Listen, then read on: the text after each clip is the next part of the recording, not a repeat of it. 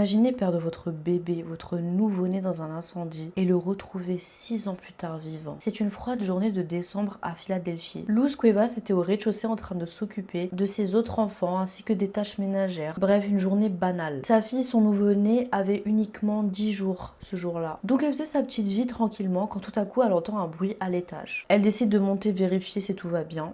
Et là, quand elle arrive à l'étage, c'est le cauchemar sur Terre. Il y avait du feu partout.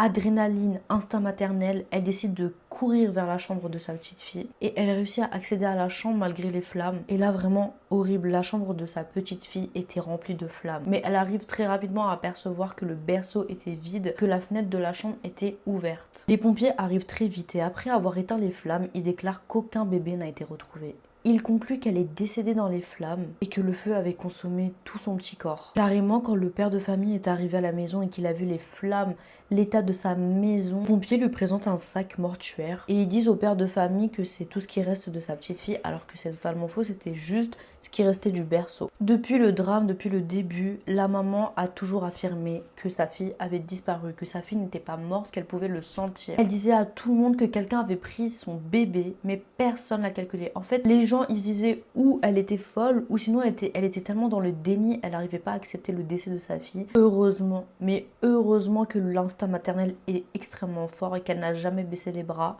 Son mari Pedro et elle décident de saisir la justice. Ils montent tout un dossier. Elle essaye de contacter des associations pour qu'ils l'aident à retrouver sa fille. Mais encore une fois, personne ne les croyait, personne ne les calculait. Carrément, la justice a classé l'affaire. Il faut savoir que quelques temps avant ce drame, le couple avait reçu la visite de Caroline Correa, la cousine de Pedro. Là, vous allez me dire, mais c'est normal que la famille vienne visiter lorsqu'il y a un nouveau-né. C'est quelque chose qui se fait partout. Mais c'est vrai que Pedro était extrêmement étonné parce que déjà dans un premier temps, il n'était pas du tout proche de sa cousine. Et en plus de ça faisait des années qu'il l'avait pas vue. Carrément, dites-vous, sa femme Luz, avec qui il était marié avec elle depuis des années, ne l'avait jamais rencontré. Elle était venue voir son cousin Pedro pour qu'il l'aide à réparer quelque chose dans sa voiture. Et pendant que Pedro s'occupait de la voiture, elle avait dit à Luz que elle aussi, elle venait d'être maman. En 1999, Luz et Pedro ont un nouveau bébé. Et malgré la tristesse et l'injustice qu'ils ressentent, ils continuent leur vie normalement, mais malheureusement la perte de leur fille était tellement dure à supporter et du coup en 2002 le couple se sépare et finit par divorcer. Janvier 2004, 6 ans après l'incendie, la sœur de Pedro organise une fête d'anniversaire pour sa fille et elle a invité toute la famille. Bien qu'ils soient divorcés, Luz restait tout de même un membre de la famille. Et figurez-vous qu'il y avait la fameuse cousine avec sa fille de 6 ans, Alia. Directement Luz, la maman, est interpellée par cette fille. Elle sent que quelque chose l'attire chez cette petite fille. Plus elle regarde Alia et plus elle se dit cette fille me ressemble. Et le pire c'est qu'elle lui ressemble pas